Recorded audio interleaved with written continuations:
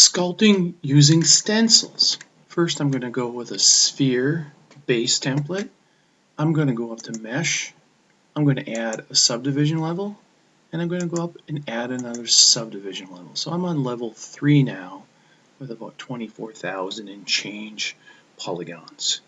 Now, I'm going to come down into my tray and click on stencil. All right.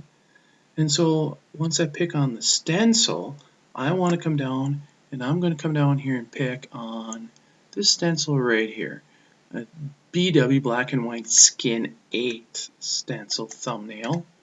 And you'll see I get a stencil that gets positioned between me and my object. You can see over here I have some little notes here that if I want to move the stencil or rotate the stencil or scale the stencil, here are the tools. So I'm going to press the S key down, and I'm going to press my right mouse button, and you can see I'm scaling it up or down, and I'm going to make it a little smaller here, right? A little smaller, and so I've scaled it down in size. I could rotate it by hitting the S key and using my left mouse button. So I can rotate the scale if I like, okay? And I can also move it by hitting the S button, and I can position it wherever I want it to go. So once I have it moved, rotate, and scaled, then I'm going to come over and I'm going to set up, in this case, I'm going to sculpt over my stencil. Now when I click on my sculpt, notice my size of my sculpting tool is rather small.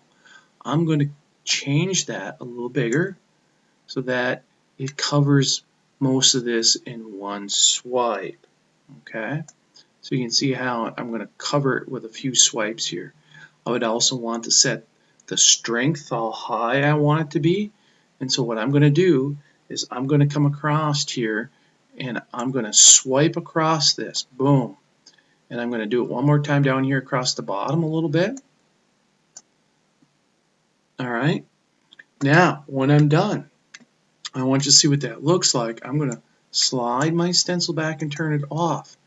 You can see how I got a bunch of that scaling going on in the first pass and a bunch in the other. I left some gap in between the two. And remember, this is additive. Alright, so whenever I sculpt, sculpting is additive. So if I come back here and I do this again, right, and I position this again, and I come around here and I say, okay, I'll do one more time, it's going to be additive in this area where I doubled up on. So I'm going to turn it off, turn my stencil off, and you can see then I sprayed more of my stencil over here, but it also doubled in the area where I was at.